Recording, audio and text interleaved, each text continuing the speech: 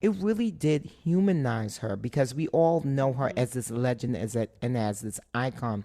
But you did such a wonderful job at showing her humanity and showing her foibles, like, showing her as this very flawed woman. Yeah. Um, what were you concerned about doing that? Because whenever you're tackling someone who is so beloved as Aretha, Louise Franklin is, not only will you have fans that will feel like I don't know why you showed that, but then there's also family, and Miss Franklin's family is very outspoken when it comes to her legacy. So let's talk a little bit about showing the flaws of Miss Franklin.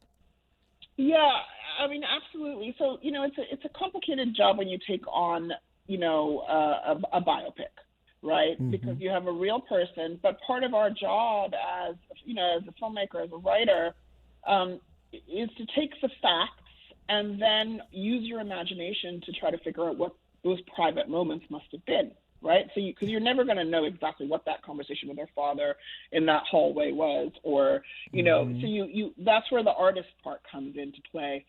But the mandate I gave myself for this film and for telling her life was to understand how it was that she sang the way she sang, because this country and this world is full of brilliant singers in churches. Every corner has Yep. brilliant singers, but only Aretha Franklin could sing with such emotional intensity, with such depth. And I wanted to know, and I wanted the movie to show how it might be that she became that person, how she Hmm. used her life in her art. Yeah. Because I believe that she healed herself through her music, and then she healed us. Yeah.